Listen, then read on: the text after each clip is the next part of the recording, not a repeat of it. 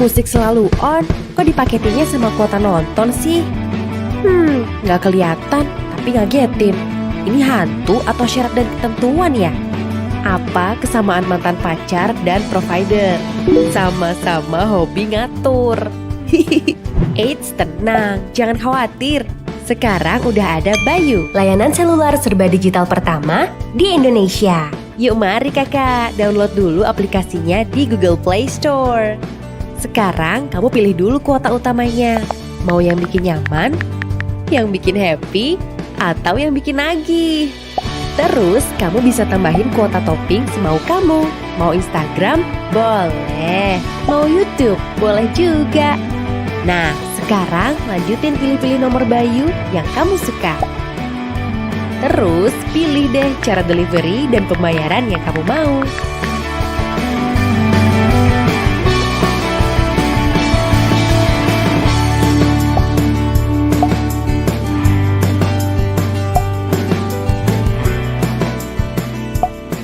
Yeay, beres deh. Simple kan? Duh, kapan ya dia dateng? Udah gak sabar nih. Jangan-jangan itu dia. Permisi kak, ini paket kartu Bayunya ya? Ini dia waktu yang kutunggu. Rasanya kayak ada anak panah yang nembus langsung ke hati aku. Pastikan jaringan internet HP kamu tersambung ke jaringan internet Bayu. Buka aplikasi dan klik aktifkan SIM card. Dan yeay, ini saatnya kita jadian. Hubungan tuh paling enak kalau kita sama-sama transparan. Sama kayak Bayu, hubungan kita tuh serba transparan dan apa adanya. Kamu bisa lihat semua histori pembelian dan sisa kuota yang kamu beli di aplikasi Bayu. Kalau ada yang mau ditanyain, tenang, gampang banget caranya. Kamu tinggal klik aja tombol live chat dan sampaikan aja semua pertanyaan kamu ke Nindi. Gimana? Simple banget kan? Bayu, layanan seluler serba digital pertama di Indonesia. Bebas pilih kuota plus topping, transparan, dan apa adanya. Bayu, semuanya semaunya.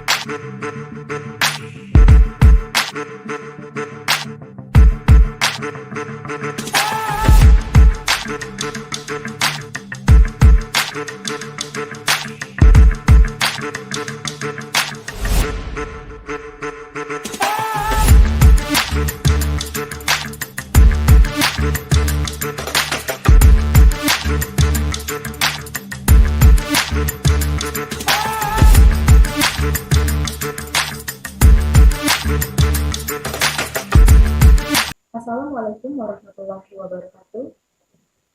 Good day, ladies and gentlemen from Indonesian time.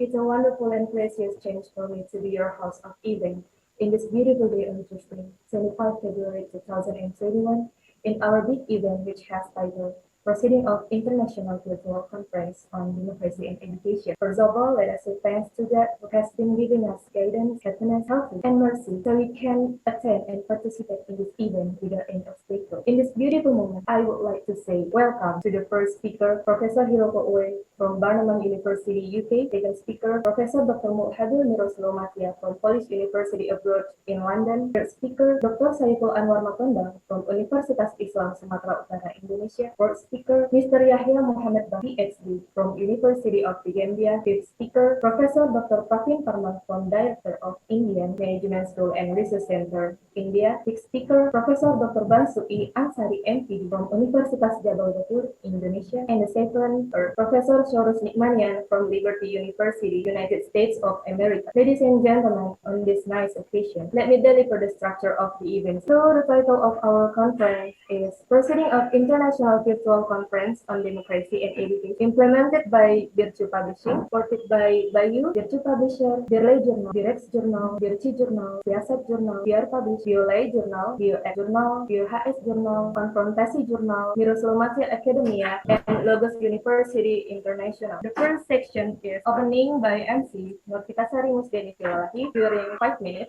Second section is opening speech from Editor-in-Chief of Bircu Publisher by Mr. Muhammad Ridwan during 5 minutes. Third section is present speakers profile by moderator Ms. Nur Hasanah Purba during 5 minutes. The fourth section is giving material by Professor Hirobo Oe during 15 minutes. The fifth section is giving material by Professor Dr. Mulhabil Miroslumatia during 15 minutes. The sixth section is giving material by Dr. Saiful Anwar Matondang during 15 minutes. The next section is giving material by Yahya Muhammad Bah, PhD during 15 minutes. The next section is giving material by Professor Dr. Pravin Parmar during 15 minutes. The next section is giving material by Professor Soros Nikmanian during 15 minutes. And the 10th section is question and answer session by moderator Ms. Nur Hasanah Purba during 20 minutes. We have also scheduled in the second day. The schedule is parallel session on Friday, 26 February 2021, start from 9 until 11:25 am by moderator Nur Hasanah Purba and the 8 presenters. The first presenters are Irfan Dahnial, Siti Iren Astuti Dwiningrum, and Wuri Wuryandani. The second presenter is Hartono. The third presenter is Junita Satyana Ginting. The fourth presenter is Zulfikar Siregar. The fifth presenter is Chut Khairani. The next presenters are Jaka Budiman and Nur Hasanah Purba. Seven presenters are Muhammad Andi Aha,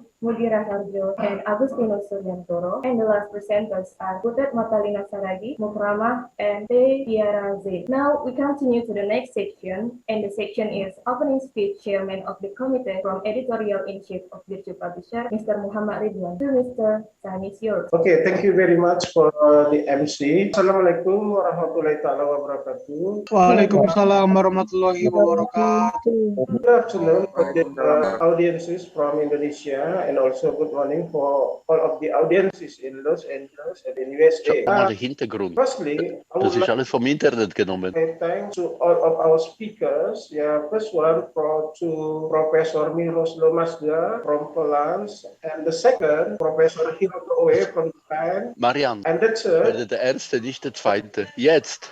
from India, for Dr. Saiful Anwar Matondang from India, and the fifth, Yahya Muhammad Bah from Gambia, and the sixth, Professor Dr. Bansu Ansari from Indonesia, and number seven, it is Professor Soros Nikmanian from USA. And I have to inform you that one of our speaker, Professor Basar Malkawi from USA, is infected by COVID-19, so he cannot present his material for today. Thank you for all of the audiences. It is my pleasure to invite all of you for this international proceeding. I do not believe it that there are so many enthusiastic audiences here. I'm sure it is because of the topic. The topic is truly interesting and existing in your country. That is about democracy and education. And I'm sure because we also invite the international expert to discuss this, such as Professor Mirosław, Professor Hiroto Oe, Professor Pravin Parma, etc. As we know that different country has different meaning in elaborating the terminology of democracy. You have to know that this seminar is also supported by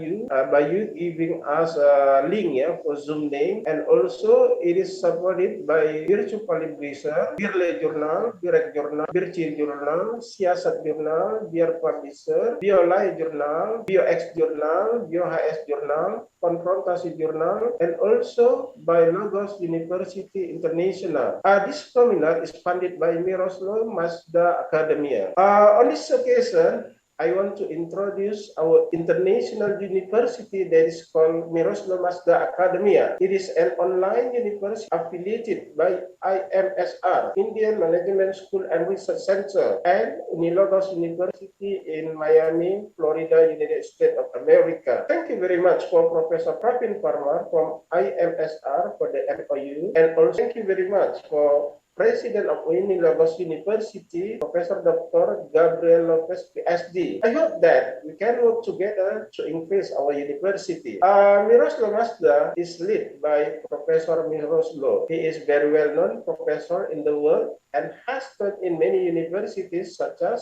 Salinas University in Italy, Polish University abroad in London, Indian Management School and Research Center in Mumbai, India, Logos International University in Miami. Professor Miroslav has a full ambition to spread all of this knowledge to many students worldwide. So please join to our international university called Miroslav Mazda Academia. We will serve you better than others given. You may contact us in our website mmafd.com. Thank you very much. Mr. Ridwan, Professor Ridwan, do you hear me? Yes, Prof. I listen to you. Yeah, I can begin? You want to start? Yeah, I can start. It's a time for me? Not yet. Not yet. Okay, okay.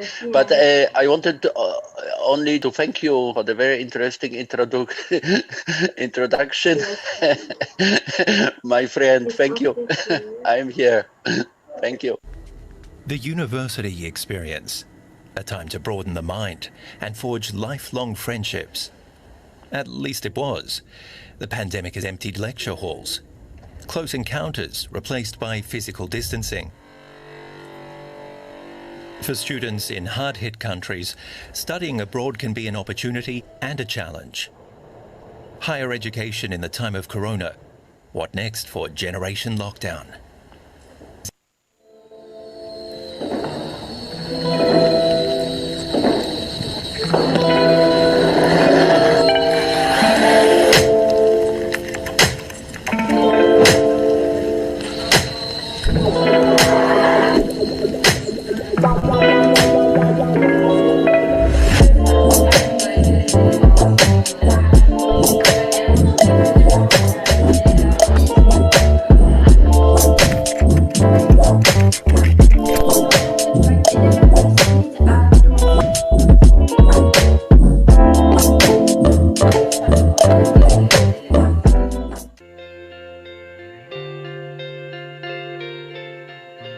When you think about college, it's easy to think of it like a building or a large classroom, a test, long hallways, aisles of books, a place where you're going to carve out your future. But when you get there, you realize you're not the only one. There are books, there are tests, there are classrooms. So we go to college for the education. But in the end, what we take away is the experience. The traditional owners of the land on which this ceremony is taking place, and I pay my respects to their elders, past, present and future. Extremely proud of what you've achieved, and now it's time to take the next step in your story.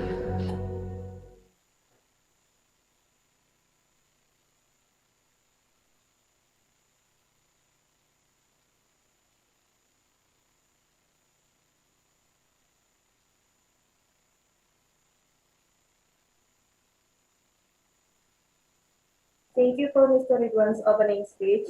Ladies and gentlemen, before we start the presentations and in order to avoid any disturbances during the presentations later, I would like to tell you some rules of this conference. First, the entire participant should mute the Zoom audio.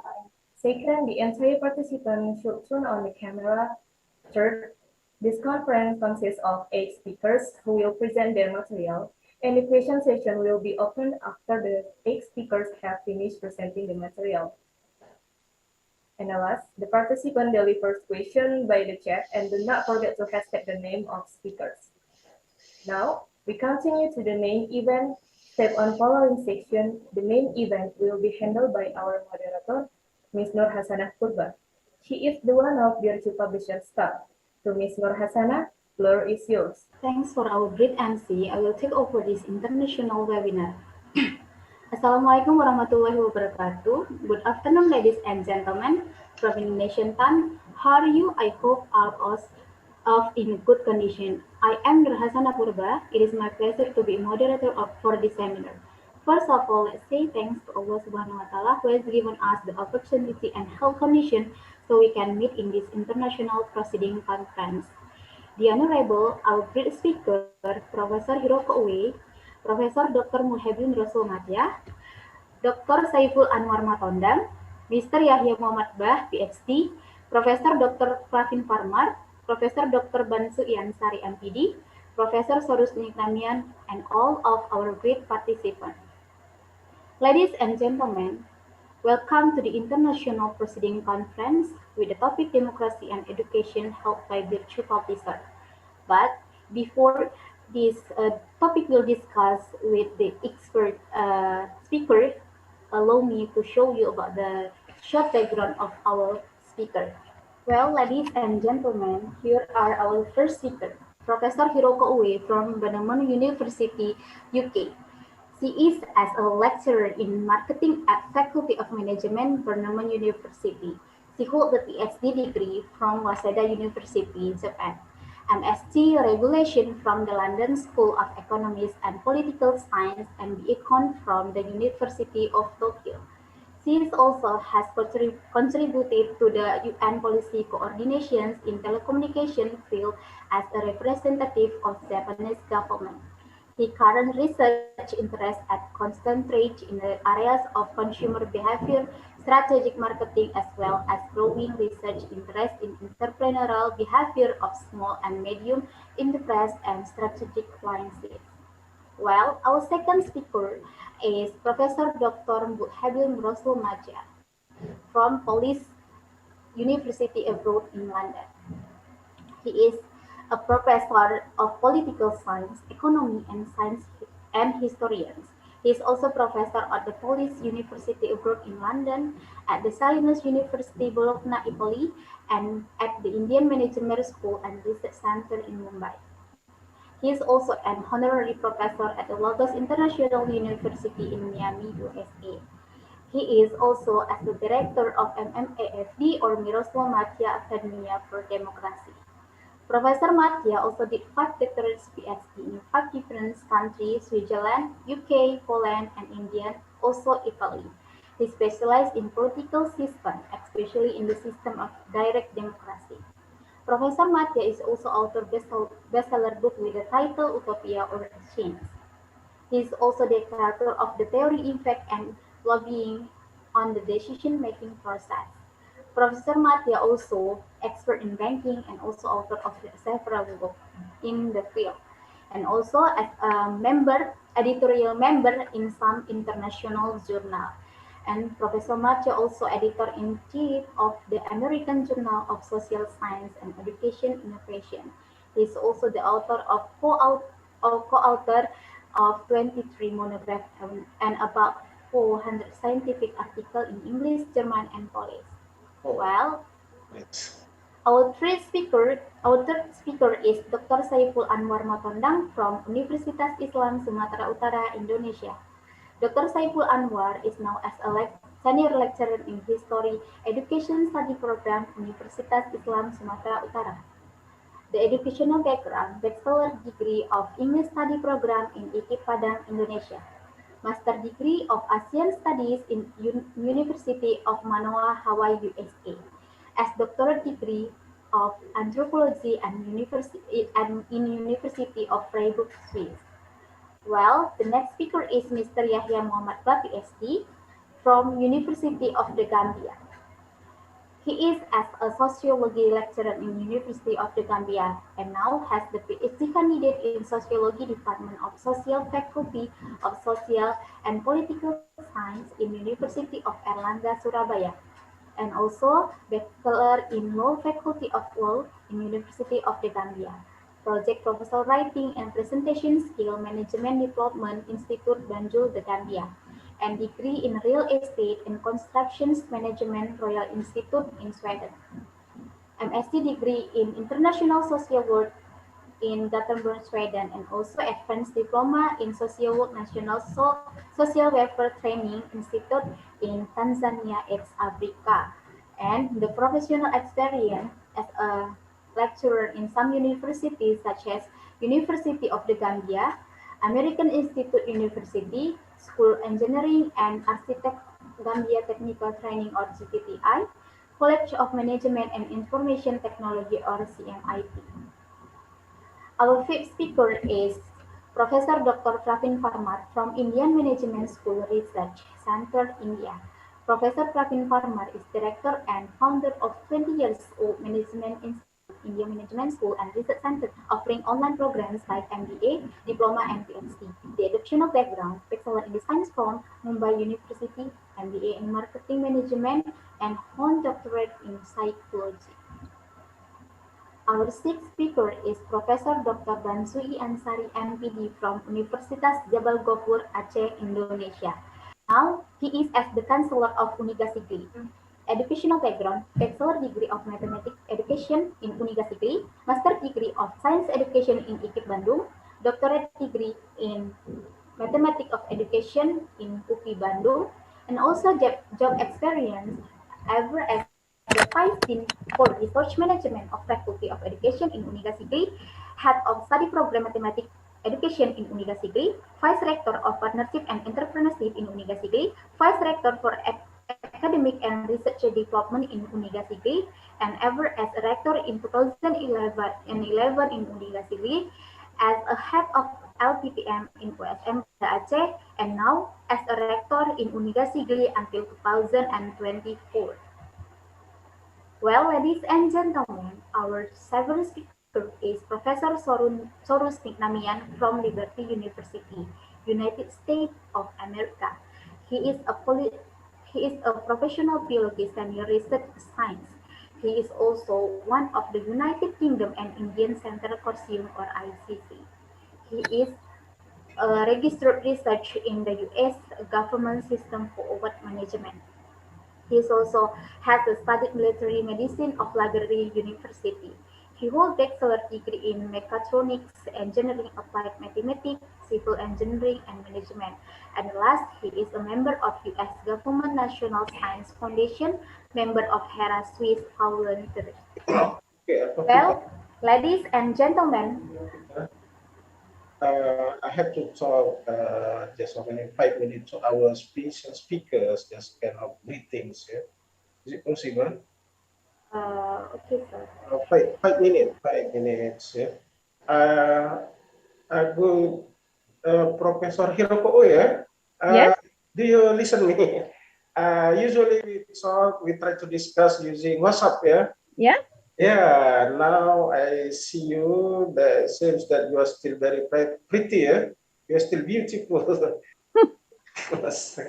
So, actually, in your country, in your place, I mean, at what time is it now? Sorry, the time is? Yeah, the time. Yeah, is, okay. It's 7:40, 20 to 8 o'clock. In morning. the morning.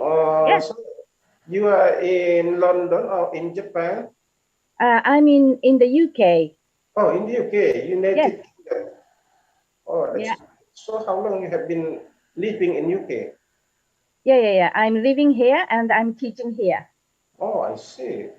It means that you are very smart and clever, eh? Because you can teach in UK, United Kingdom.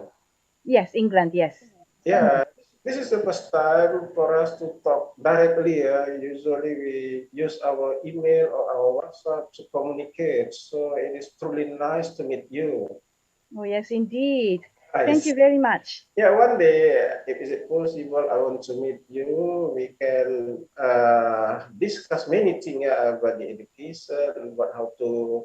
Yeah, actually, there are so many students from Indonesia who would like to be clever like you too. You can give some us some tips maybe after finishing our international seminar. Yeah, it is our pleasure that you can join this. We have another business that is about the special issue in Bircu. Yeah, it's very nice to see you, Professor Ridwan, and also thank you very much for the MCs and also organizers. And it's wonderful to see the lovely faces, smiling faces.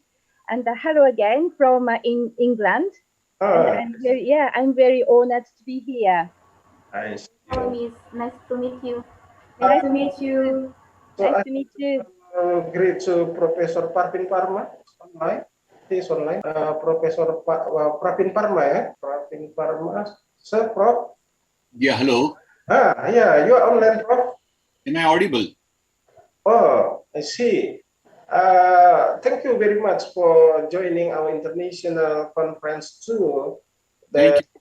Yeah, I and also Professor Miroslo has created Miroslo Mazda Academia, and luckily you as the owner of IMSR can create our MOU, Memorandum of Understanding. Actually, we are very thanks to you that you want to join with us. You want to help us in starting our online university. Maybe one day Indonesia and India, I think it is not so far. One day we want to visit you. We want to visit your universities too. We want to study much from you too, if you do not mind. Yes. I would like to thankful to you, Professor Miroslav, the whole team of the organizers and everyone. Thank you very much. And hi and hello from India to everyone. Yeah, hello. Thank you. It's pleasure to be here with you all. Yeah, thank you very much, Pravin. Professor Miroslav, still online? Yes, I am online. Hello, hello, my friend, Professor Ridwan, and hello, Mr. Rector Parma. It's very nice to see you today. I am sure we do something very good. Our academia, I think it will have a big future. Thank you thank you very much for the invitation and for the organization of this conference, Professor Ridwan and Dr. Purba. Thank you. Yeah, actually, I salute in English, maybe what we call it. You are very working. What we call you are very well-known professor. Yeah, you work very hard how to make our Miroslo Mazda Academia recognized by international scholars. Yeah, actually, I have to study much from you, Professor Miroslo, because we try to communicate every day using email. Maybe we try to communicate using WhatsApp too. At what time in your country, Professor Miroslo? I am now in Switzerland. Yeah, it was your question. What time is it now in Switzerland? The time is 8:44 exactly. In the morning. Yes. It's the difference to London, for example, 1 hour, and the difference to you in Indonesia is 6 hours. Yeah, 6 hours. Yeah, I think of 6 hours. 6 Yes, hours. it's a good timing, I think, for the all people in the world, more or less. Yeah. So maybe we try to what we call it. Yeah, we try to communicate maybe later using WhatsApp so that the communication will get faster. Jadi, so thank you very much, Professor Mirko. Thank you. Hello, sir. Yeah. Hello, yes. Where are you? I do not see you. I'm around. How about you? Are you okay? Oh, gosh. My friend, how are you doing today? Are you okay? Yeah, so you are ready to present your material for today? Sorry, say it again. Are you ready to present the material about democracy and education today in our international conference? Yes, I am ready to present, inshallah. That's excellent. I'm sure that you can do it better than before. Okay, thank you very much. Thank you very much for all of our speakers. That it is really fantastic that we can join here in our international seminar. We really need your support. We really need your guidance too, so that for the next international conference will be better than today. And this is the second international seminar. Yeah, is it possible? We can meet each other one day after pandemic. Yeah. Assalamualaikum warahmatullahi wabarakatuh. Well, ladies and gentlemen, now, without further ado, I would like to welcome our first speaker. She will present the material with the topic Democracy and Educations, a case of collaborations action to support the vulnerable children in Japan. Please welcome Professor Hiroko Ue. Time is yours. So, to Mrs. Hiroko Ue, I will help you to present the material. Yeah. Or you can Okay. start So, it. Okay. thank you. Okay. Can you see my screen? Yes, already. Okay. Okay. I think maybe today we have quite a few good distinguished speakers. So I would like to be succinct and brief as much as I can. Sorry about this. How to make it. Okay. So first of all, thank you very much again. I'm very impressed with your organization, this activity, and it is a very good opportunity for us all to communicate and interact. But as a business study expert, perhaps today my presentation is a little bit different from your scope, but hope you could see something interesting from the business side. Okay, so shall we start? Okay, so now, as Professor Ridwan also said, we are under the impact of the COVID and the lockdown, etc., etc. So everybody has to think differently, and we need to change the society, including the education and the supportive network for the relevant stakeholders. So change, it is the time for us to change. And then, just briefly, I would like to show you a summary of the mindset shift. So because, for example, I am teaching today after this from 9 o'clock in the UK, so in 90 minutes time, but I am teaching, for example, Global Innovation Management module subject to the students. So always we discuss which kind of differences we should seek, how to change ourselves to be able to enhance the innovation. So the kind of mindset also has to be changed. And now another scope I would like to present to you in the first place is social values. So even from the business study scope, it is a very sort of a popular and the topic of the social entrepreneurship or social innovation has been attracting the various stakeholders and the researchers. So not only seeking some kind of profit, but also some relevant mutual respect and the core value creation based on the social network. This is one of the trends recently we are facing, even with the business studies scope. So now I would like to move to some discussion, the background outline of what's going on in Japan. Because even though I am based in the UK now, of course, I'm from Japan, so I am day to day, I'm looking into some specific social issues and the problems and agenda I am always interested in. And recently, I think this issue, poverty of children in Japan, is quite critical and very important for us to see. Okay, so just first paragraph reads that with approximately 1 in 7 children living in a state of poverty, Japan has one of the highest child poverty rates in the developed world. Perhaps this kind of information could be very new to you. And indeed, according to the OECD, child poverty in Japan has been an issue for decades. However, the Japanese government didn't mention that, obviously, up to 2009. In other words, this issue has been on the political agenda only since 2009.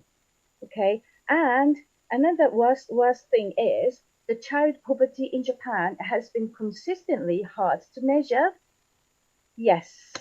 And so, coming back to the main topic of the social change, so then here we have to face the big topic, the big theme, then how we can change our society to support those weak people, including the children suffering from the poverty.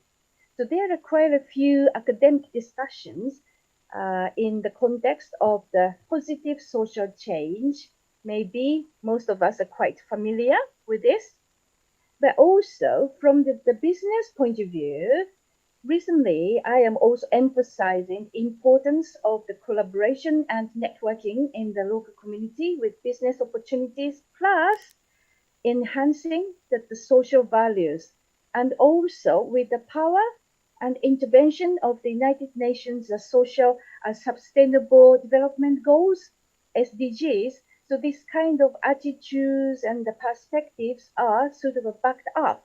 So it is a very good timing for us to think this issue and challenges in more details. And again, maybe some of you might have seen this diagram, but this is presented by well-known scholar Porter and Kramer.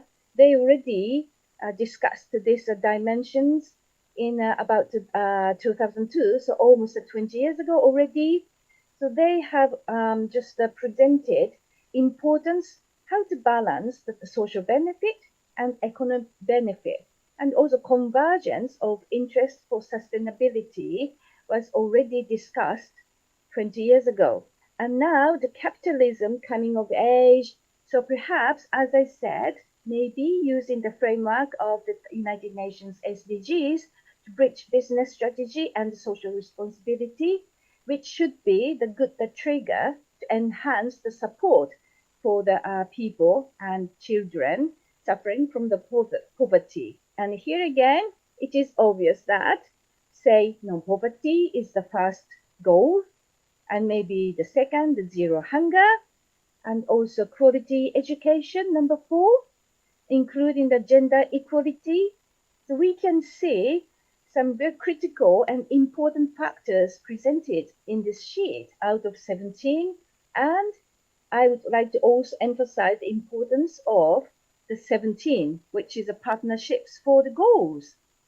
So as Professor Ridwan and all of you here, gathering here, we are trying to network with each other, to support with each other, to share our views, and eventually we can find the solutions for to support the sustainable world. So just to coming back to some kind of a key topic of today's my discussion.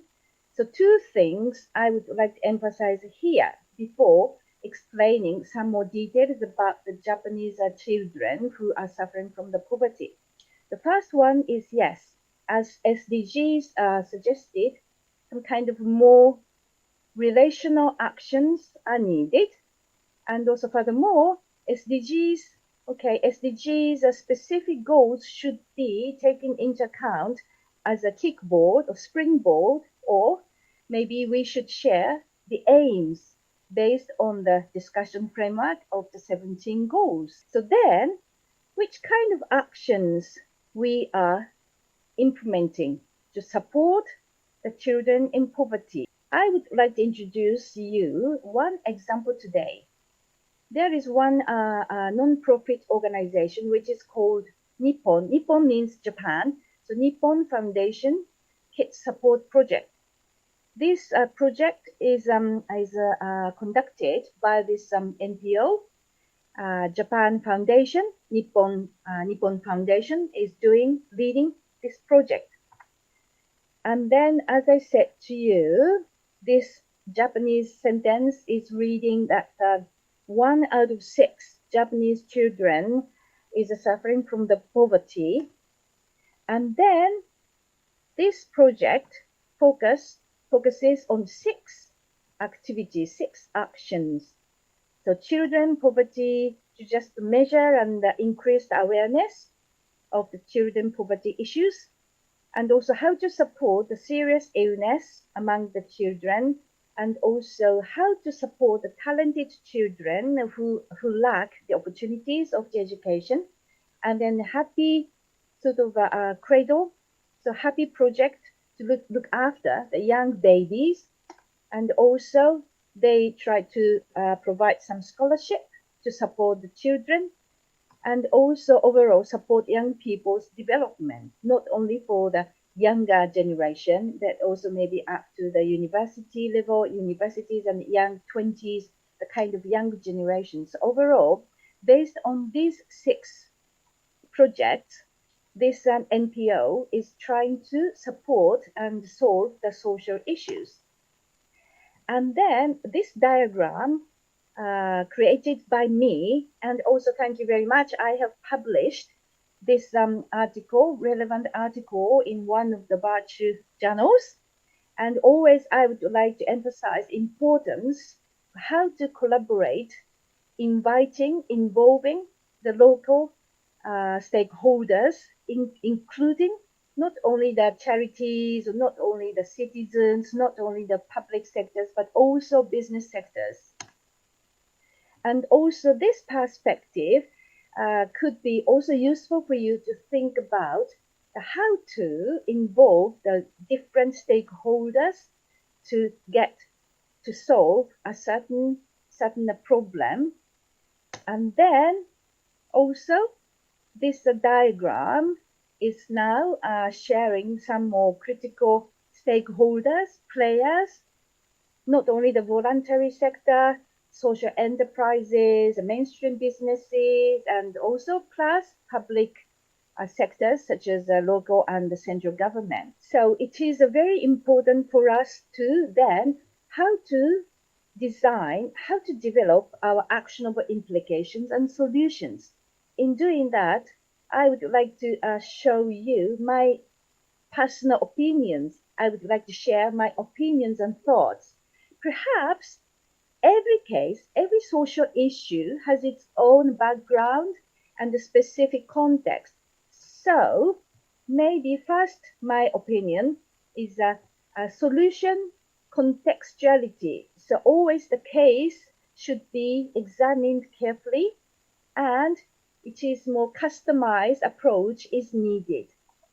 And then the second, my opinion is always the relevant stakeholders, including the public sectors, should focus on the local original focus.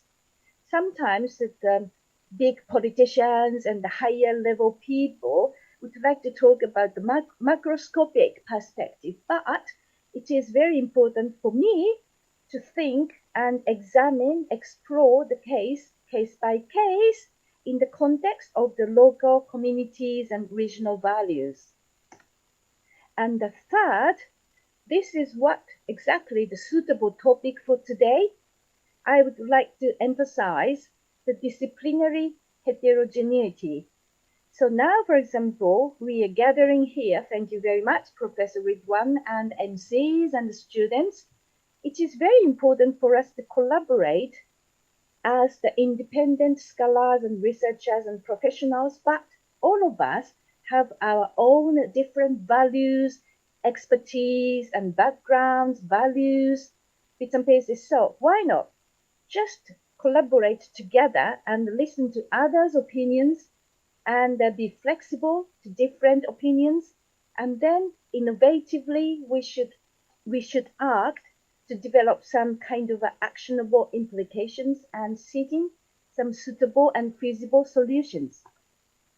Okay, so eventually I would like to finish my speak with this slide. Once again, collaborative network is very important, and then it is also very important for us to think about the instrument, how to involve the relevant stakeholders to this network so that we can create values, new values, innovative values together in line with the solving any social issues and challenges. And once again here, I would like to show you my publication, quite new one. and which is now you can find in one of the brilliant Bircu journals. Okay, so Critics Institute. Yes, thank you very much again. Okay, so this is end of my presentation. Thank you very much for your attention. Thank you. Yes, thank you very much for the great topic, the one you said, Mrs. Hiroko Wei. It's so great because it is one discuss about the case in Japan, and actually it's about the children and about the case, the one exists in Japan. So if to all audience, if you have some questions or some question you want to give to the Mrs. Hiroko Oe, you can type in the direct chat, and then we will discuss in the last of all presentation. Okay, Okay. Yes. Sorry. Thank you, Vida. Thank you very much, and thank you very much, hosts and MCs. And actually, I would like to stay here as long as I can, but I have a class teaching. Oh, I see. Yeah, but don't worry. But yeah, but thank you very much because I didn't want to miss this opportunity. And also, I would like to listen to the Professor Miroslav and Professor. Actually, I am already impressed with your video, which was introducing your good opportunity for the young people.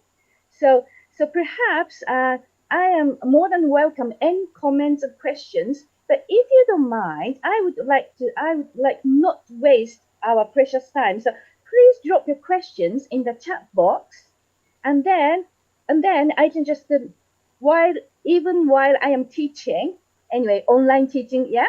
So I am coming back and peep and check the chat box, and time to time I can try to answer. And also, of course, we are connected via WhatsApp, yes. Professor Ridwan, time to time we can even midnight whenever we can communicate, yes. So don't worry. I know that especially I'm also from Asia. Asian people are quite reserved and very polite, so it is not comfortable sometimes for the young Asian students and young researchers. You just type in, okay, and then so that I can respond to you. Is it okay? What do you think? The time-wise, still, do I have some more time? Or if not, I am totally happy to wait for the comments or questions on the chat box. Yes. This one, there is some questions, ma'am, from Yarbo. See, or he see the Japan mean this one in the box in the chat box. Japan mean a development country that is still experience child poverty. And again, I will like to get your presentation material if possible via email. Okay, to the Yarbo, we will later send the material of Professor Hiroko Oe because of the committee here already have the material. So we will also share. If you need the material, we will give after this seminar. Yes, indeed. Just one thing. Thank you very much for the question. Yes, for the Yabu. Thank you very much for your comment. Yes, indeed, because even the majority of the Japanese people don't aware there are children in poverty. For example, for the say from the year 1 to year 6 is that the age 6 year for the primary school, and but every family household has to pay for the school lunch, but quite a few percentage of the students' families cannot pay for the school meal. So this is the reality, but maybe you don't know the kind of thing. Yes, indeed, Japan has been counted as one of the top developed countries, but recently, yes, this kind of issue is coming to the surface. But thank you very much again for giving me the comment, and let's communicate using your Gmail. Okay, so thank you very much for your comment. Thank you. Thank you very much for Professor Hiroko Ue for your presentation. It is truly an interesting presentation. And if there are some questions, WhatsApp you, I'll send a WhatsApp to you. And I hope that this is the first beginning for us to join. Maybe there are some project or there are some event we can continue in. I know that, and I understand that you are very busy in teaching in UK. UK is very diligent students maybe, and also very popular in in the world.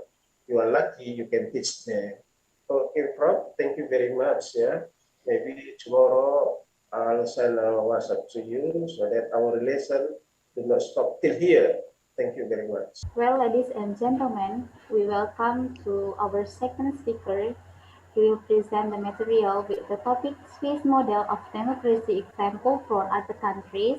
Please welcome Professor Dr. Mulhadi Muroswo Matia Bikit. Time for you to present your material.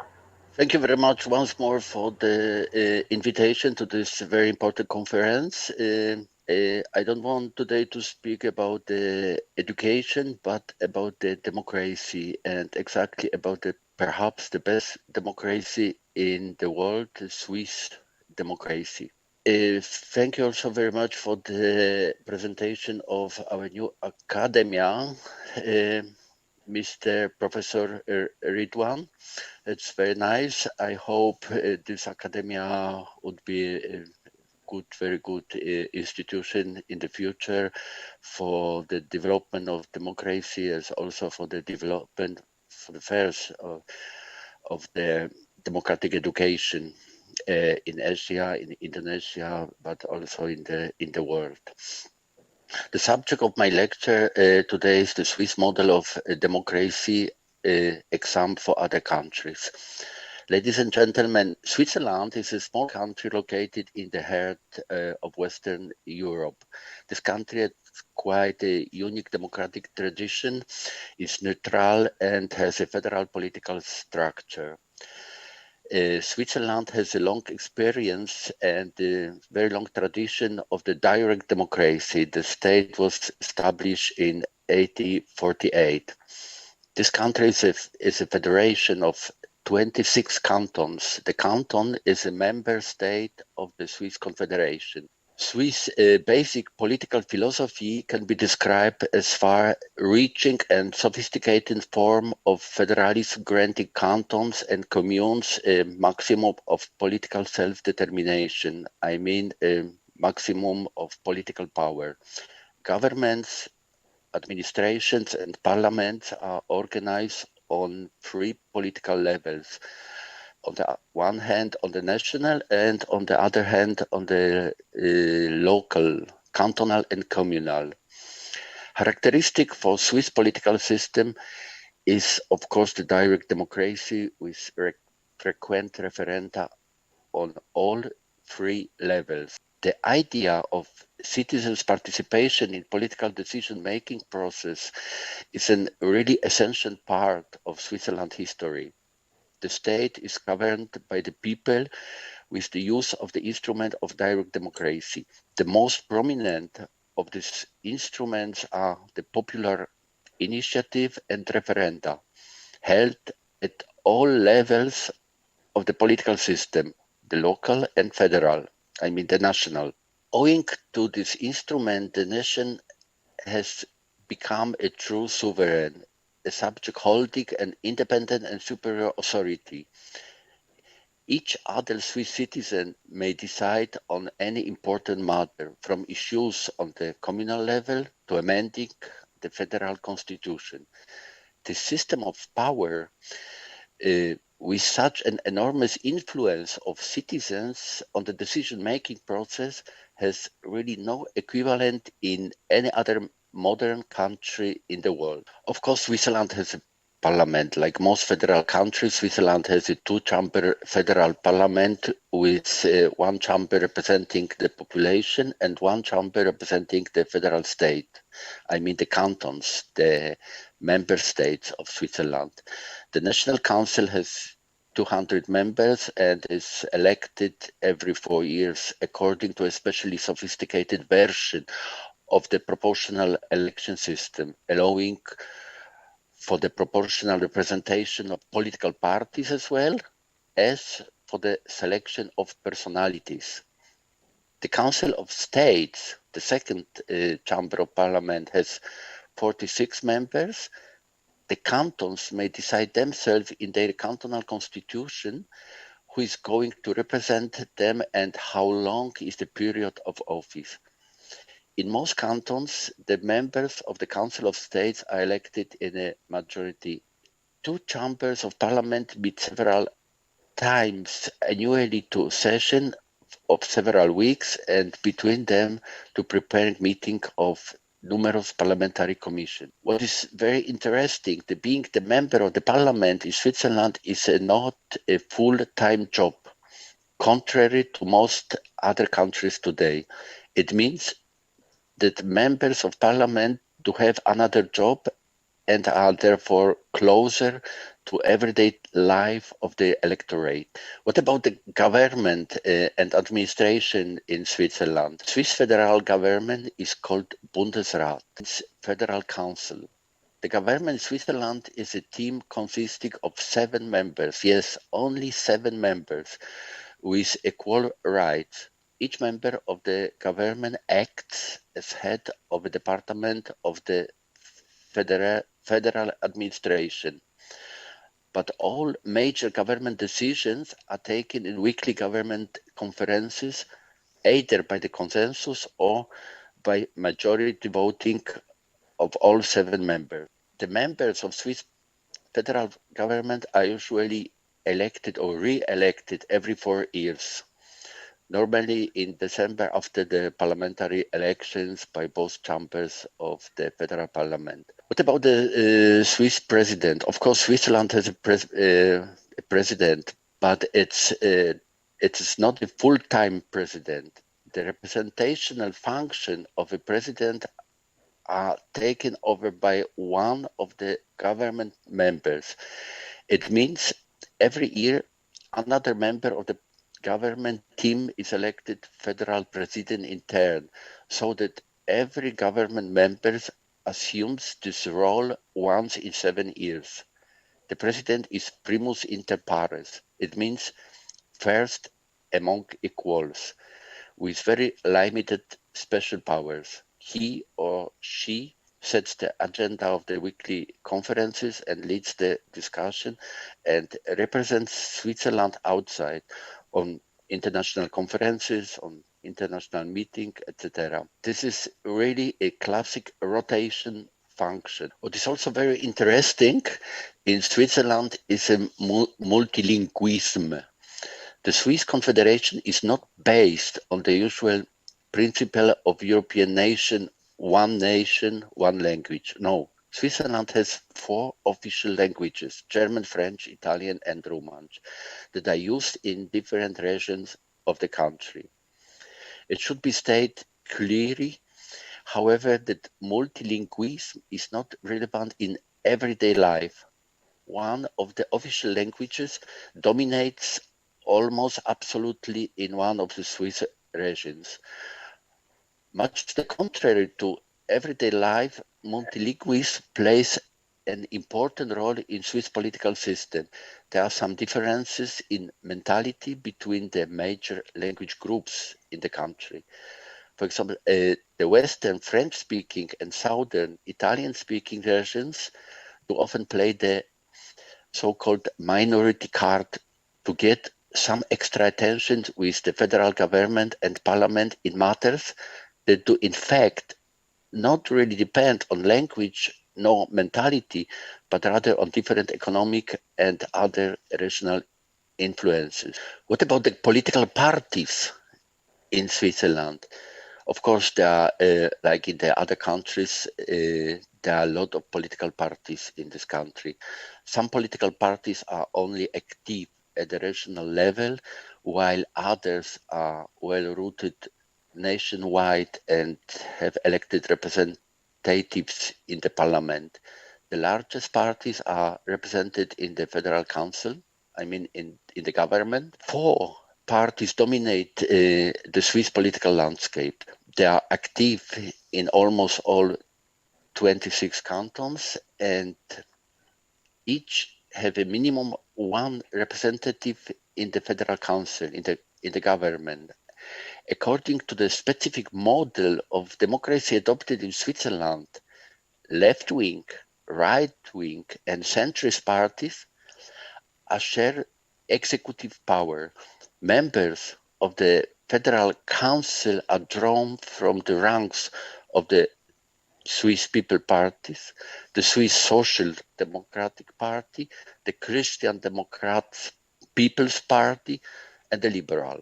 While the federal system can be found in many other countries like the USA, Germany, Austria, etc., no other nation does delegate so many competences to the lowest local level that Switzerland does. The consequent delegation of competences to the lowest level creates a widespread sense of responsibility and self-reliance among the Swiss population. It is a classic principle of subsidiarity. The phenomenon of the subsidiarity can be called as much the state as necessary and as much the society as possible. Ladies and gentlemen, what is very important in Switzerland, I said before, it's a direct democracy and the instruments of direct democracy. The referendum is a fundamental instrument of direct democracy. Shaped throughout the centuries, it enables citizens to decide on public matters. It is most commonly used on the communal level and less on the cantonal or federal levels.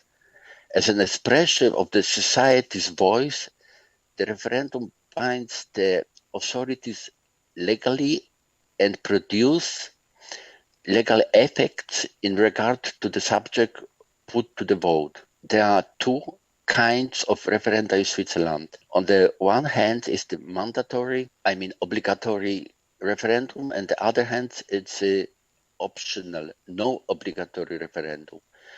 According to the Constitution, there are three groups of issues that may be the subject of the mandatory referendum at the federal, national level.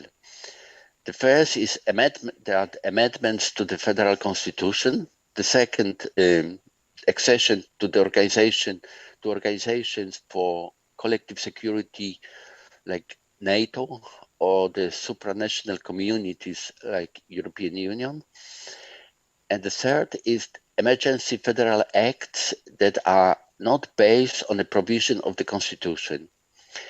The given proposal has to be accepted by the majority of society and the majority of the cantons during the referendum, in the referendum.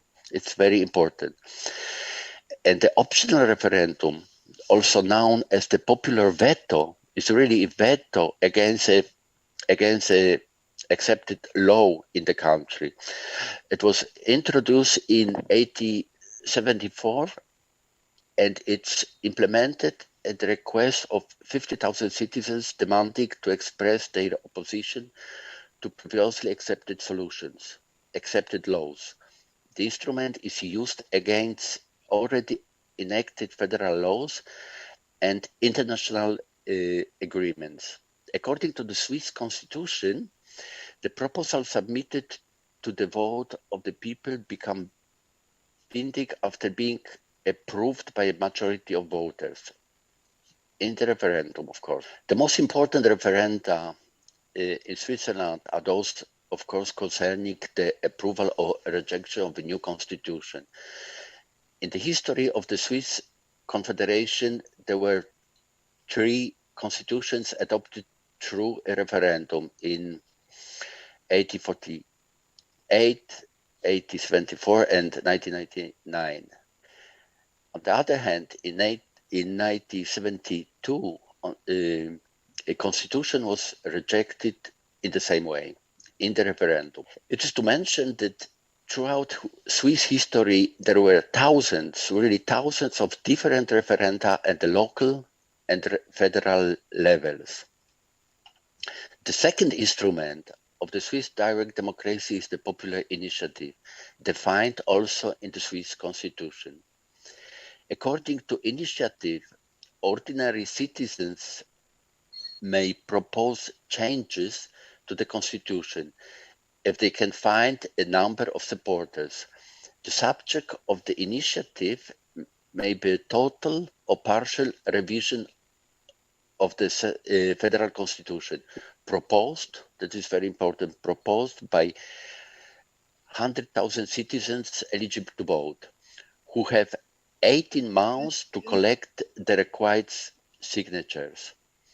They may request amendments or the abolishment of already existing regulations, or even propose new political solutions in the constitution. After that, the parliament has to discuss the proposal. It can propose an alternative, and afterward, all citizens may decide in a referendum whether to accept the initiative, the alternate proposal, or stay without change. Through the popular initiative, citizens may get involved in many issues such as taxes, finances, economy, army, farming, agriculture, alcohol and tobacco, telecommunication, foreigners, education, nuclear energy, work, health care, environmental protection, etc., etc. It is to mention that every approved initiative ends, of course, with it being put to the vote in the referendum. In such an initiative is rejected, the problem which is concerned itself is made noticeable to the politicians and to the society. Usually such initiatives are not ignored. It is not possible to ignore it, are not ignored in the decision-making process. Why? Because the authorities generally react in some way out of the fear of the alternative initiative. Ladies and gentlemen, what about the efficiency of the direct democracy? It should be remembered that citizens' direct participation in the governance of the country, regardless of its political system, is always the most appropriate way of legitimizing the state's power. The will of the nation is expressed by those who want to express it. Those who do not vote are not barred from participation. Based on the motivations that lie behind the decisions made through referenda, I distinguish three simple groups of the voting citizens. Those who vote with their wallets.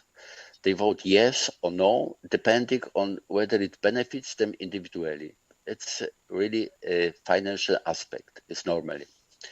And the second group, there are those who are motivated by the political ideas of the faction of the political parties that they represent. And the third group, there are those who vote with their hearts. It means they vote according to the suggestions made by various authorities in the field of family, religion, tradition, social matters, etc. In Switzerland, 30% of the eligible to vote are aware of their civil duties and vote regularly. About 20% are the people who, due to various reasons, have never voted. The most numerous group that constitutes nearly 50% are voters à la carte. It means they vote from time to time. Whether they will participate in given voting depends on its subject. It should be also be pointed out that it was direct democracy that led to the evolution of the Swiss political system. The institution of referendum underlines the idea of joint governance by consolidating the Swiss democracy based on the principle of agreement and cooperation. Because of this, a referendum can also be an efficient tool in the hands of small interest groups. It's clear. Interest groups who, while putting forward their own proposal, are able to gather the majority necessary to approve or reject a given draft. Factions representing various parts of society compete for their ideas. They are, for instance, on the environmental groups or trade or labor unions, etc. However, a referendum, or more importantly, the treat of initiated it, as a tool that different interest groups can use to influence the authorities. The mechanism is really simple. If we do not get what we want, we will initiate a referendum. Yeah. Nevertheless, the popular consultation preceding a referendum still provides an opportunity for all groups to negotiate. It is a practical confirmation of the Swiss principle that the winner does not get everything, but everybody wins something. Ladies and gentlemen, what about the advantages of Swiss direct democracy? For the first, the direct democracy makes it easier for citizens to participate in political decision-making process. Even entities that are not part of the governmental structures may decide about the country's fate. And then every political entity, even an individual citizen, also the individual citizens is able to efficiently put forward its demands. Even the initiatives and referenda that have no chance of success are undertaken. They still provide a contribution to the country's politics by indirectly influences public opinion. And then the direct democracy is characterized by a strong tendency for compromise and respect for public opinion. It means that politicians are in constant contact with society due to the fear of the initiating of the popular initiative.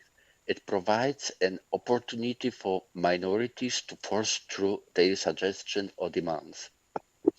And the next advantage is in the system of direct democracy, all participants of the political, economic, and social arena widely accept all political decisions.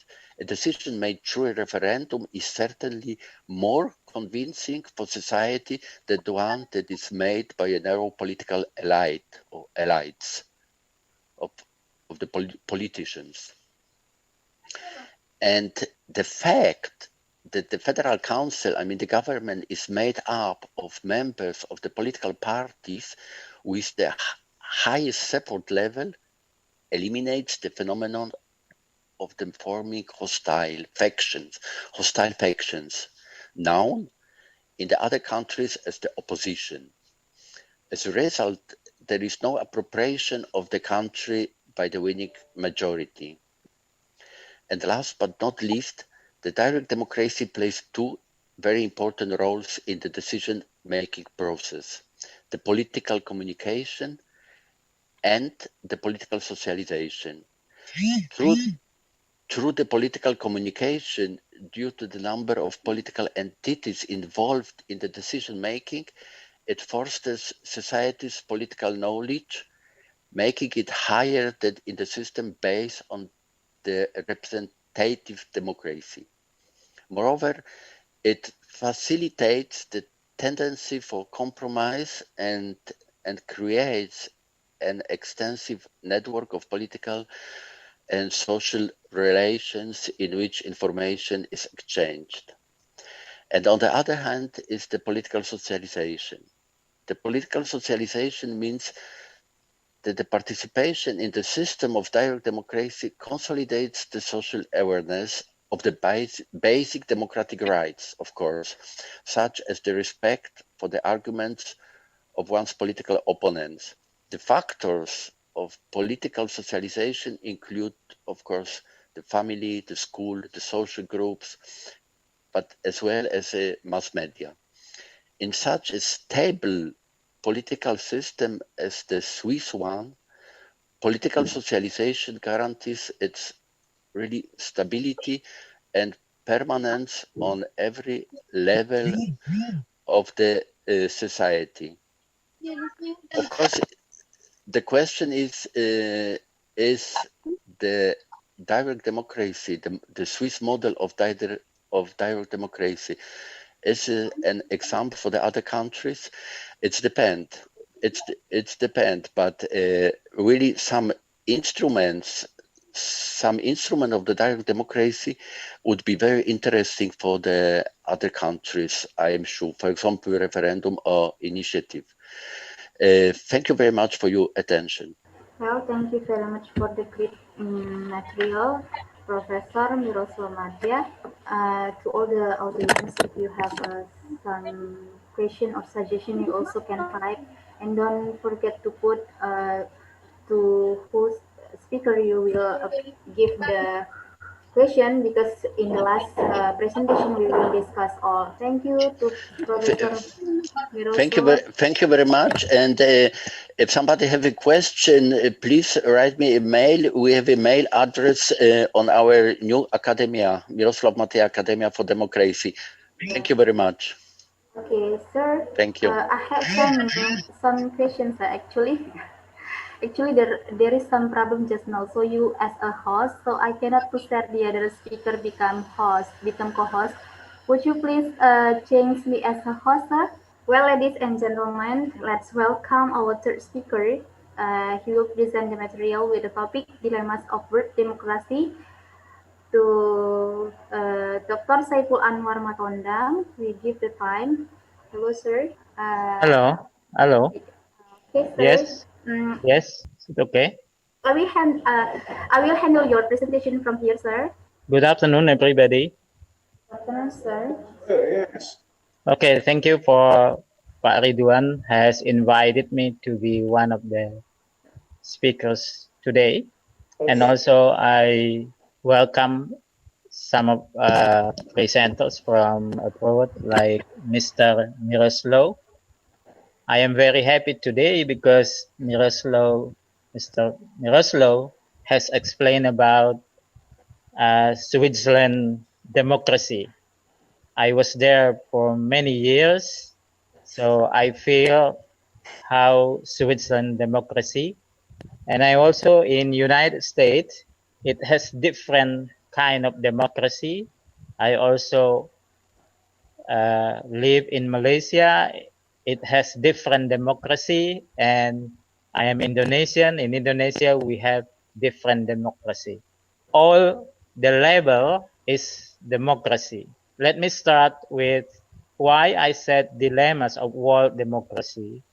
Every country in the world tend to use word democracy, and even 2 or 3 countries in the world claim they practice the best democracy models. In one side, middle countries or even low income countries also claim they practice democracy. If there is a question, which one is the right democracy? The answer, of course, no absolute answers, because the answer depends on the people who live in each country. As far as the individual right to have equality in front of law, they have freedom of speech, freedom in local election or national election leaders, and they have opportunity to have social and economic access that government provide in certain democracy way. It's called democracy. So if you compare one country to another country, it's not right, because United States has its own standard of democracy. People who live in USA have their own opinions, their own expectation about democracy. And also, as Professor Miroslav has given us some example in Switzerland, only with 100,000 citizens, they can propose a new rules, the new constitution for the change. This is very direct democracy. Most people in the world still enjoy political party as the main actor of democracy. Now we have dilemmas of world democracy due to the first is capitalist interest, which involves in local and national leaders election. Capitalists provide money to buy parties, to buy voters, and as well as framing the opinions of people. via social media. Now, social media frames the opinions of the people. That's number one, capitalist interest, because they want to dominate economic sources, natural resources for the benefit of capital. The second group is religious or ethnic group, which steals the voters and political parties to win the single majority.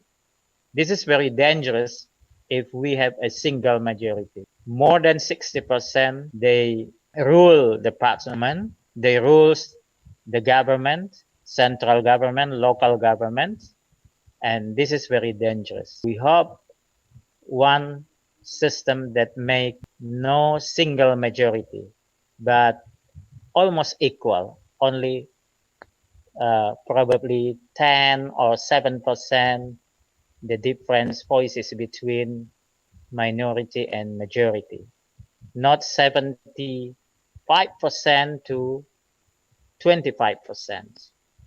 It will be dangerous. Some religious group and ethnic group try hard to steer this kind of situation because they want to show their single majority. The third one, single majority or coalition of parties that threats minority. In the past time, Indonesia also enjoys this kind of thing. But now we have multi-parties, but in coalition, but not threat majority. Next slide, I will show you to overcome the dilemmas. A government gives the individual right that protects people from autocracy. The single majority in the hand of one person. This is autocracy. This is the illustration of definition of autocracy. The second is monopoly of authority. And the third is coercion, patronage, banditry. This is very dangerous. In the last, some countries have this kind of thing. In the fifth category, banditry, bandit in political parties. They can use everything to win their own parties.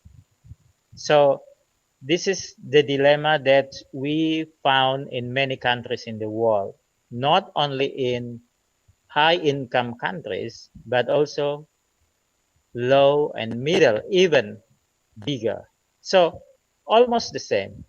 It's not a guarantee high-income country has good democracy in practice, in social practice. I don't want to mention one of the country in Asia has a high income, but the democracy is very low in practice in that country.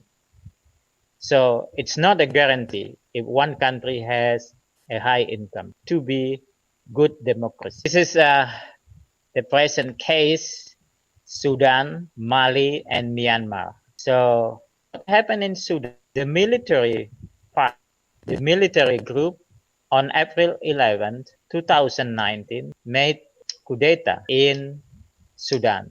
The second example is Mali on August 19, 1920, still new, almost 8 months ago. At first, the government holds by unitary semi-presidential republic, but now still military made coup d'etat. Myanmar in Southeast Asia this month also had military coup d'etat. This is the very dangerous situation in 3 countries, and this is bad example of democracy practices in 3 countries.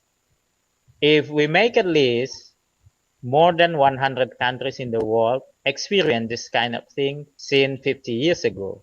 But in this slideshow, I just want to show you that this is the very recent condition in Sudan, Mali, and Myanmar. So political party, individual right could be lost in this kind of situation. And we don't know how long this kind of thing will finish or stop. If individual rights lose from social practice. Next. Okay, let me show you the long times of effect of dilemma of world democracy. This kind of thing only creates three things. The growth of elitism.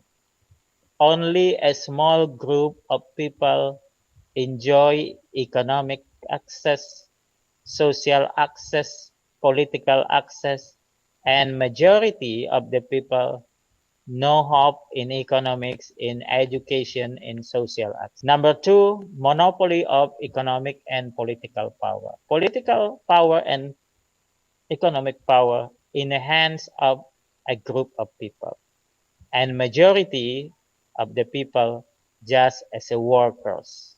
No power in economic, no power in political. And the last, or number three, the problem of education and humanities. Education means only a small number of people can enjoy higher education. The long-term effect of this world dilemma democracy is for education system and humanities, human rights, human equality among the law, because only small number of people rules. I think that's a very simple explanation about dilemma. And in this picture you can see UMNO, Malaysian political party, and this is a ruling party for many years, and only the last 2 years coalition party holds the parliament and government system in Malaysia, Islamic country of Malaysia. But for many years, almost 28 years, only this UMNO group rules the parliament, rules the government system. Okay, thank you very much. Okay, thank you very much for Dr. Saiful Anwar Matonda for the presentation. If you have some question also you can type and then we will later discuss in the last. Okay, thank you sir for the presentation. Okay, thank you. I will to continue the next section. Okay, if there is a questions or some question from participants, they can send you email and I will answer their email privately or publicly or through your arrangement. Okay, so Thank you. we will inform you later. Okay, after this one. Okay, well, ladies and gentlemen, let me continue the next sections. Our first speaker, he will present the material with the topic democracy and the participations of PWDs in political and elections. Please welcome Mr. Yahya Muhammad Bah. Time is yours. Are you online, Mr. Yahya Muhammad Bah? Okay, sir.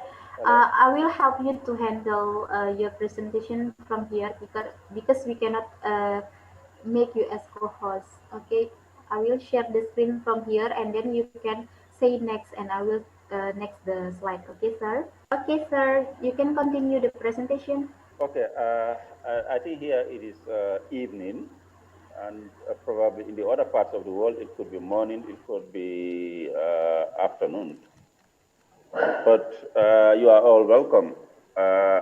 As has already been mentioned, my names are Yahya Muhammad Bah. I'm from the Gambia, and I'm a lecturer at the University of the Gambia. So as you could see on the screen, my presentation is going to be on democracy and the participation of persons with disabilities in elections, challenges and opportunities. Well, as the previous speakers already mentioned, democracy in the most simplest term is a government for the people and by the people. So people can feel being part of it in many ways, being part of a government in many ways. But participating in elections and politics is another significant way of feeling being part of it. However, there are certain groups that are marginalized for one reason or the other. And one of the groups persons with disabilities.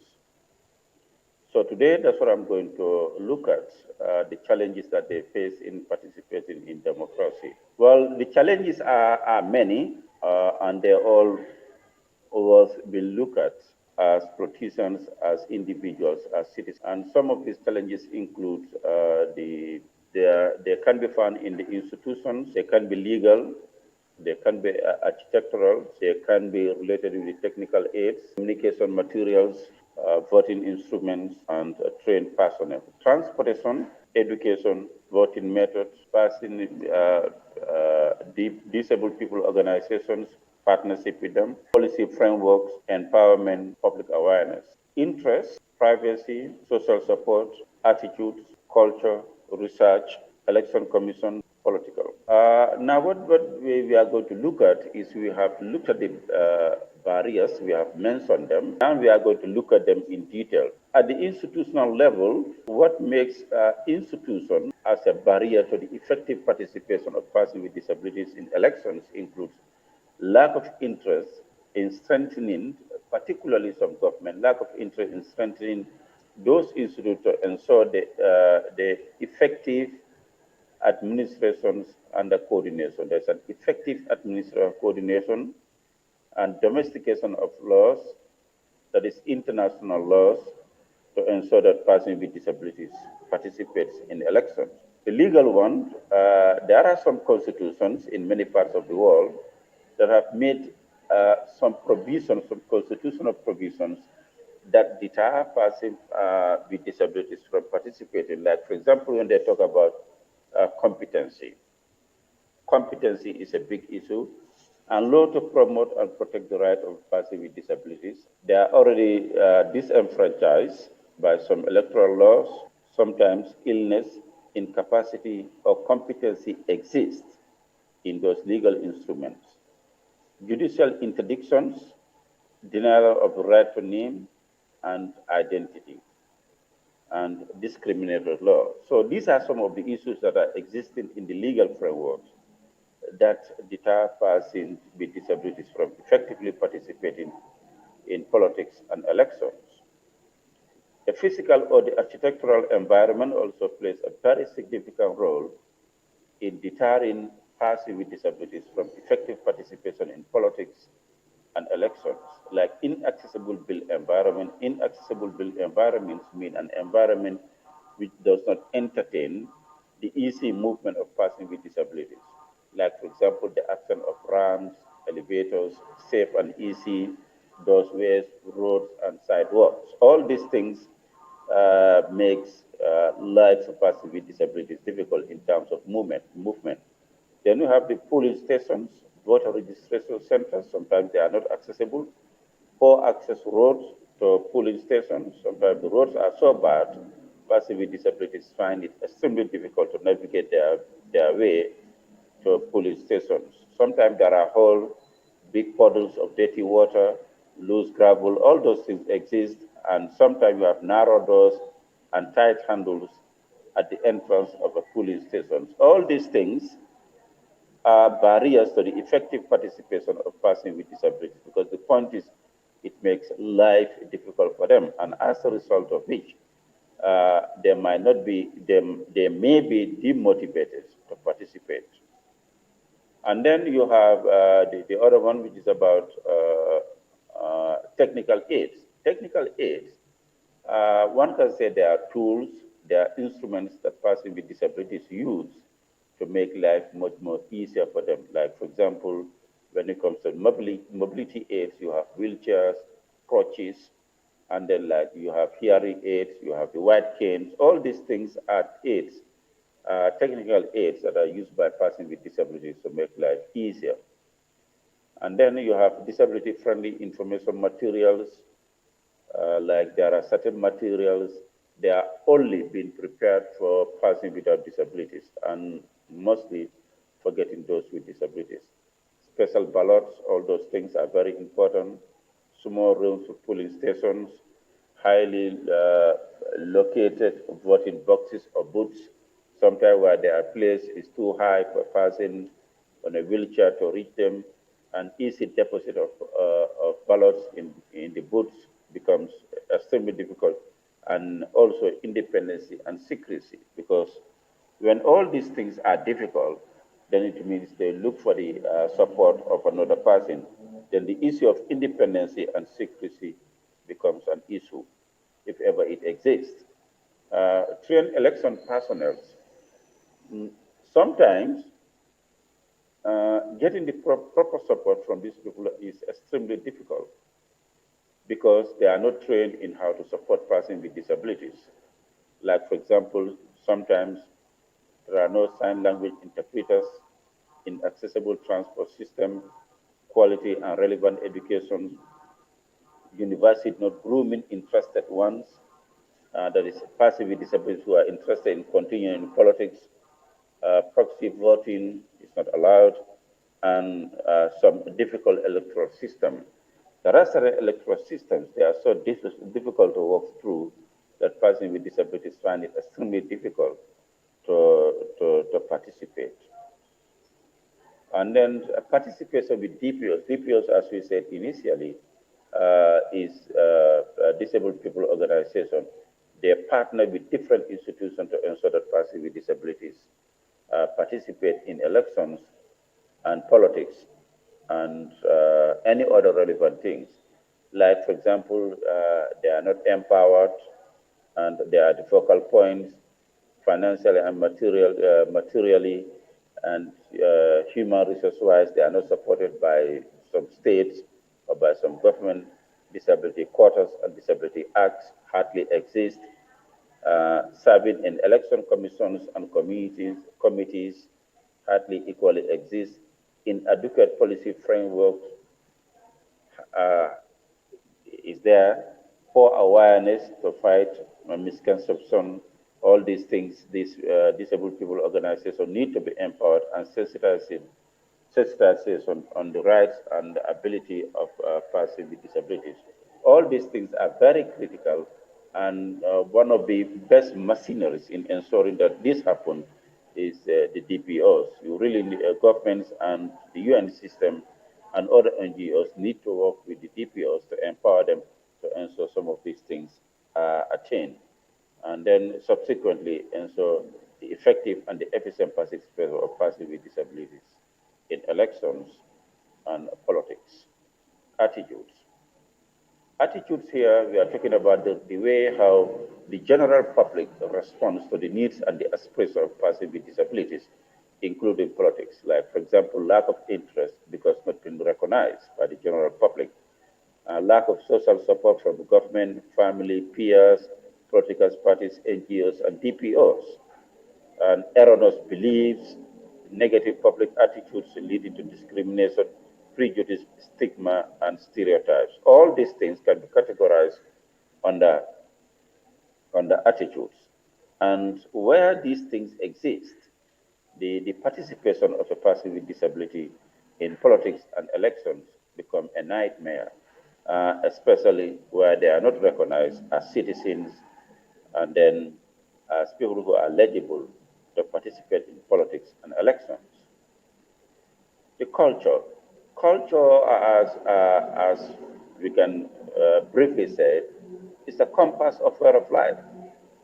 The culture tells us what we need to do and what we need not to do, and above all, it is the cultures that make us who we are.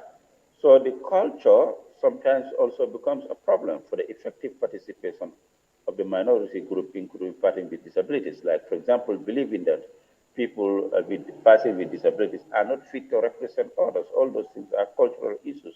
Lack of authentic data on persons with disabilities. These are also barriers. Like, for example, if the government do not know how many people persons with disabilities in a particular nation, they might not be able to plan effectively for them. And also, even the politicians might not realize that these people are, they can be game changers. So we really need to follow them and get them on board. And lack of respect for persons with disabilities exists in certain cultures.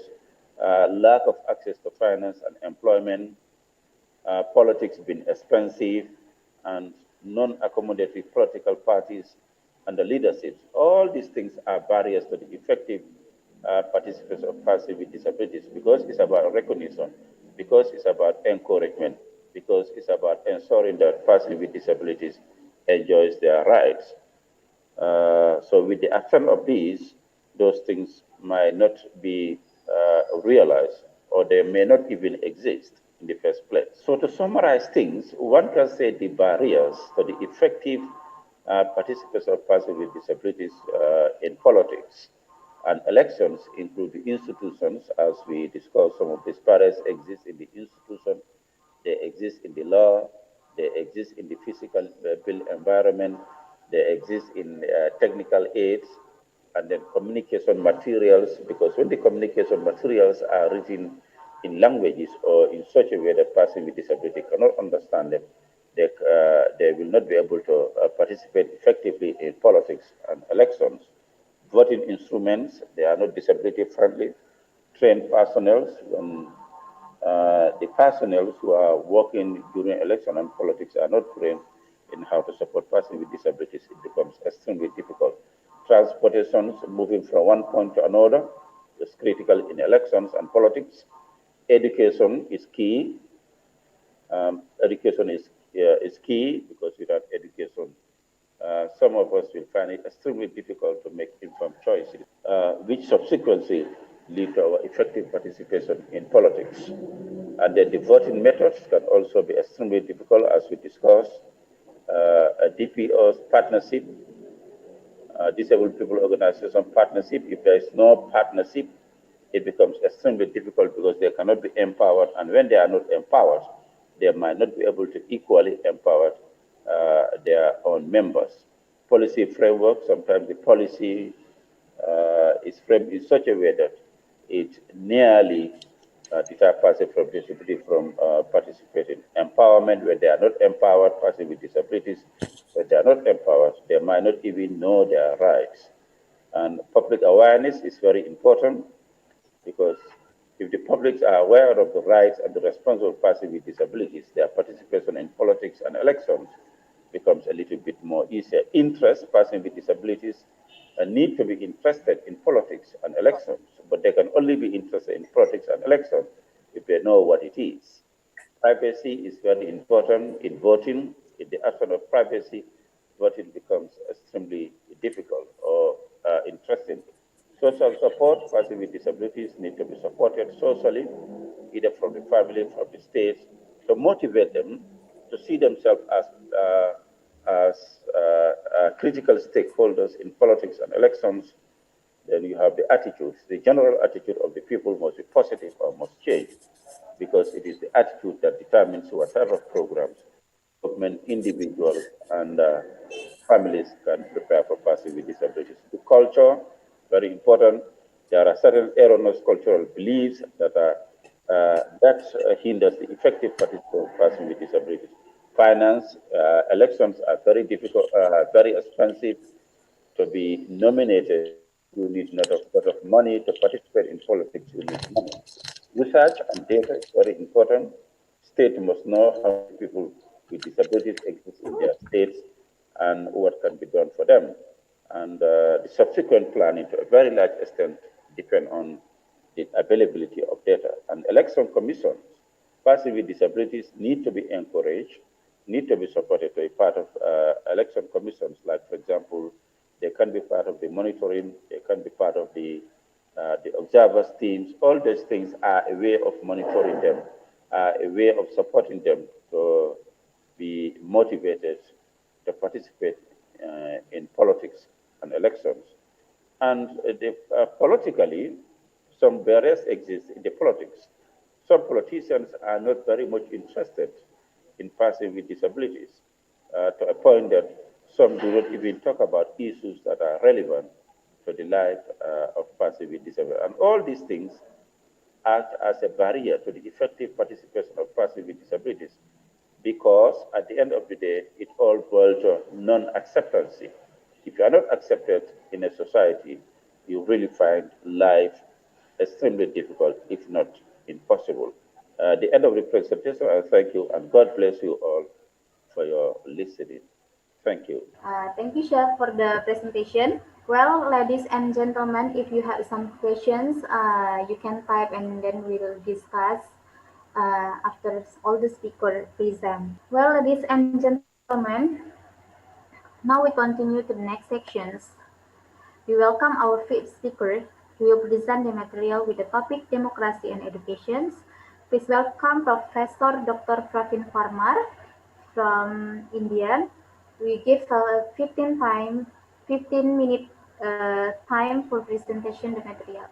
To Mr. Muhammad Yahya Bah, thank you for the presentation, sir.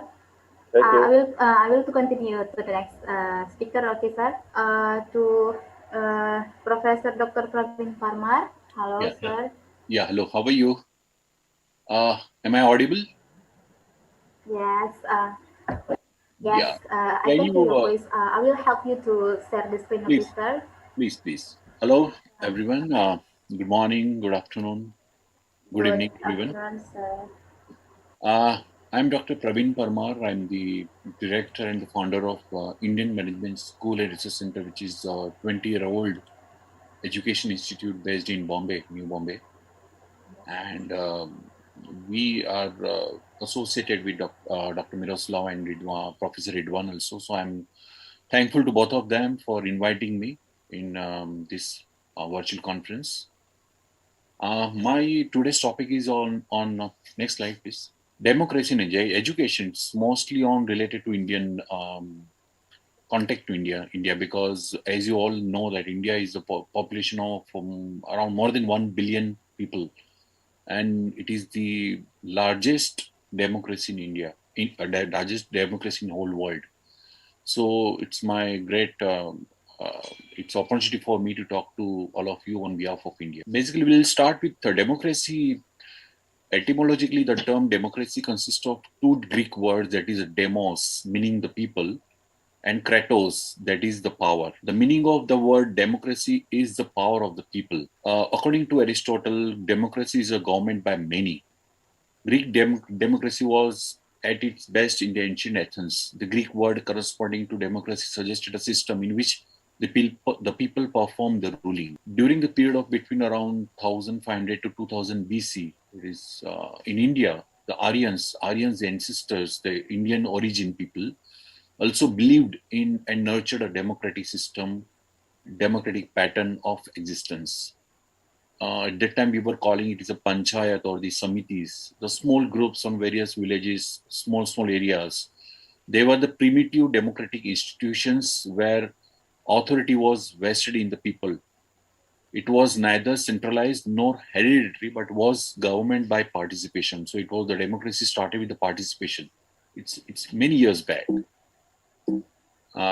Can I go to the next slide, please? Interrelationship between democracy and education, because today's conference is basically on a democracy and education. So we need to know exactly what is the relationship between these two and how it goes ahead. Democracy has a very close relationship with education. The principles of democracy like liberty, equality, fraternity, dignity of the individual, cooperation, sharing responsibility, etc., are the various dimensions which deeply influence education. On the other hand, education at various stages and dimensions intrinsically motivates democratic way of life. Democratic values or principles are applied to education to make it more effective, meaningful, relevant, and useful. Similarly, without education, democracy cannot be a success.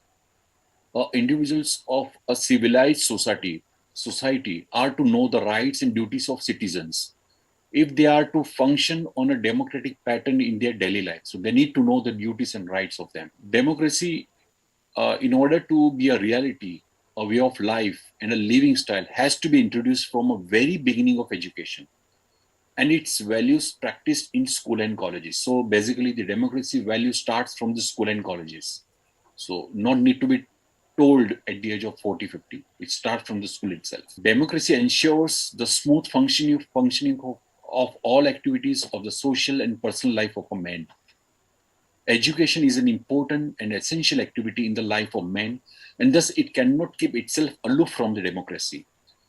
Rather, education has to be a potent instrument of social development and progress, which are important facts of democracy. Thus, democracy and education have a close interrelationship, influencing each other in various ways. Democratic principles as applied to education, how the principles of democracy be applied in education. So I'll go in one by one. So the first is liberty. and freedom in education. Liberty is regarded as a basic condition for the achievement of excellence in field of human activities. That is why freedom is valued very high in democracy. When one talks of freedom, one refers to freedom of thought, action, speech, and movement. It is in an atmosphere of freedom that one gets motivated to express himself, herself, and to realize his or her full potentialities. Equality. All men are born equal in sense that all share the same basic human qualities and characteristics. On the other hand, everybody is unique in his own way in terms of intelligence, aptitude, physical abilities, etc. Thus, equality is not an empirical generalization about men, but the moral command that every human being has very right to equal opportunity to develop and improve his or her potentiality to the optimum level. Fraternity in education. All individuals owe the same fatherhood of God. All individuals of a country share the same nationality. In that sense, all are we term as a brother and sisters. This realization of fraternity in the anchor of democracy.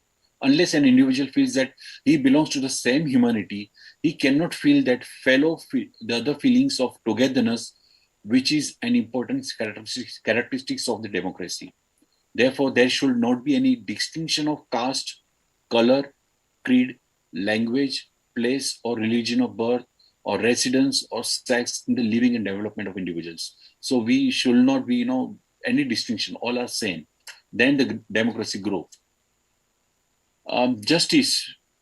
As a corollary to the above values, it is natural that an individual has the right to justice. He or she cannot be deprived from any opportunity, nor can he or she be debarred from getting his or her dues in all walks of life. Individuals cannot be discriminated against on grounds that are unfair or illegal. In case this happens, individuals deserve to go to the court for voicing their grievances and demand justice, irrespective of religion, caste, creed, or sex. In a democracy, everybody must assume certain responsibility and must share community life. Freedom implies responsibility because freedom without the sense of duty and responsibility would bring anarchy. Unless one shares responsibility in society, he or she cannot be an effective citizen. Responsibility implies performing socially relevant tasks with honesty and commitment and being answerable to society for the purpose. Cooperative living is an essential precondition for the success of democracy. Every individual must extend cooperation and enlist the cooperation of others in the working of all matters concerning the society. From the early stages of socialization, one must learn to live with others and appreciate the contribution of others. How education is very important for the democracy. The development of well-integrated and harmonious personality of an individual is essential in democracy. Each student should be given a full chance to develop himself as an individual personality so that he might be able to enjoy life through the exercise of his capacities and should be alive to the realities and possibility of the world around him. He should know how to play his part as an active member of this community. He should be equipped adequately to contribute to society through his occupation. He should also know how to be in effective communication with his fellow men by articulation and creative activities. Character building involves moral and ethical development of individuals. This means inculcation of human values such as honesty, sincerity, commitment, and integrity. These are essential qualities for members of democracy. And education has to develop this in individuals, each and every individual. Since the students of today are the citizens of tomorrow, they need to be trained in citizenship for an efficient and productive existence in democratic society or culture. This involves making judgments on complicated personal, economical, social, and political issues, and also contributing to society by way of work. Okay, how we can democratize the education?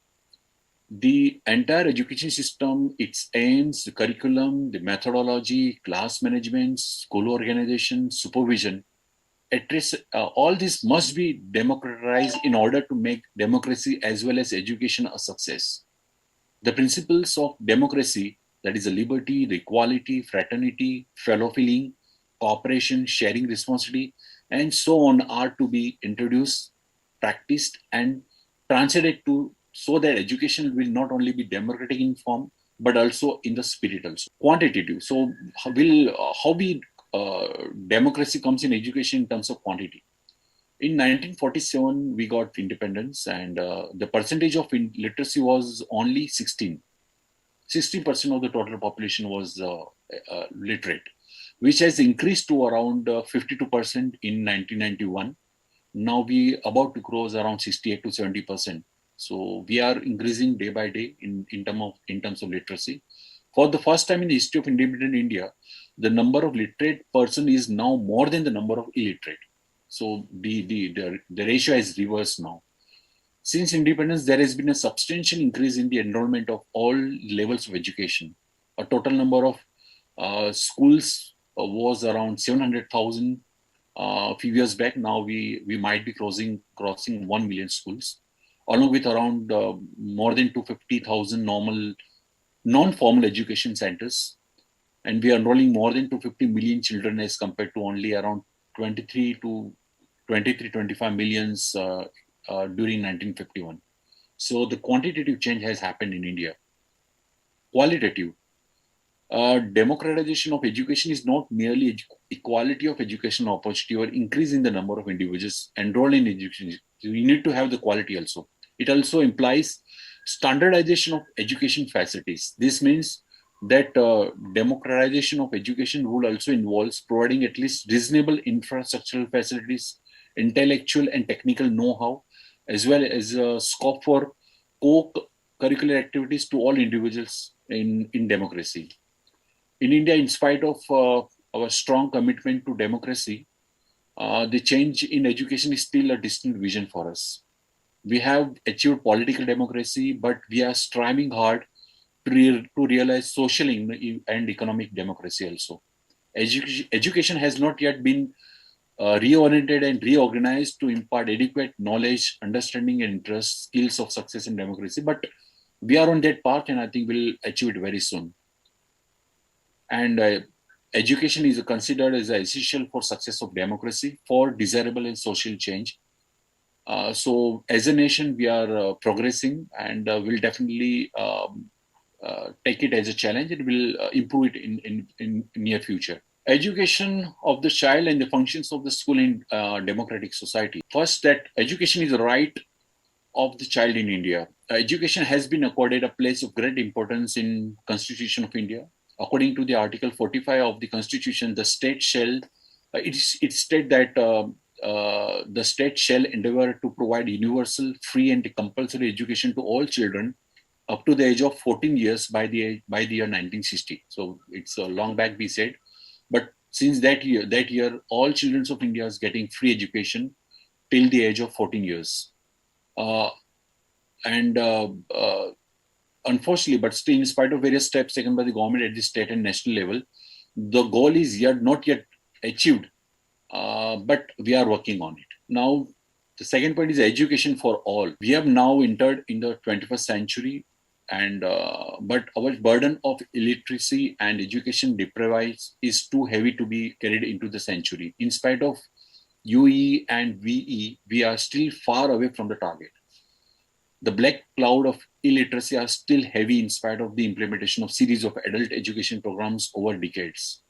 Now, under the aegis of UNESCO and UNICEF, the countries with the high percentage of illiteracy and a great degree of education backwardness have developed a project called Education for All that aims at universalization of elementary education and eradication of illiteracy, leading to a comprehensive democratization of the world order. Democratic environment in school. So it starts with the school. In the democratic society, schools ought to stress the duties and responsibility of individual citizens. They have to stress the importance of teamwork and the values of empathy, compassion, and sharing, emphasis being on the good of the community. The true function of school in democracy, therefore, is to provide for the enrichment of individual life and the hastening of individual innovation and excellence for the progress of the entire society. The school should help in developing the innate potentialities of children and produce youth as a disciplined, creative, sociable, and cooperative member of the society. Citizenship education in India. Since India has adopted democracy as a form of government and hence a way of living, it is necessary that schools provide the stepping stones for children to adopt democratic form of existence. In the words of Secondary Education Commission, citizenship is a democracy, is a very exacting and challenging responsibility for which every citizen has to be carefully trained. It involves many intellectual, social, and moral qualities which cannot be expected to grow of their own accord. Indian school education emphasizes the multifaceted development of human personality by providing them a judicious mix of curricular and co-curricular activities. They are given scope for participating in the management and organization of various programs. Indian democracy harbors a multitude of races, religions, castes, and communities, each with a unique lifestyle, language, customs, etc. A healthy development of democratic education tries to ameliorate the disparities arising out of such diverse culture. Indian schools try to inoculate the qualities necessary for living graciously, harmoniously, and efficiently with one's fellow men. Qualities like discipline, cooperation, social sensitiveness, and tolerance are developed by respecting the uniqueness of culture in each other's festivals, encouraging cross-cultural discussion, etc. This can convert the differences of language, cultural patterns, religion, etc. into a very rich and rewarding social and cultural life. Indian schools have to cultivate a spirit of large-hearted tolerance, mutual give and take, and appreciation of ways in which people differ from one another. So this is all about Indian school system, our democracy, and how we are participating democracy in the education system of India. So thank you very much, all participants and the guest speakers for listening me attentively.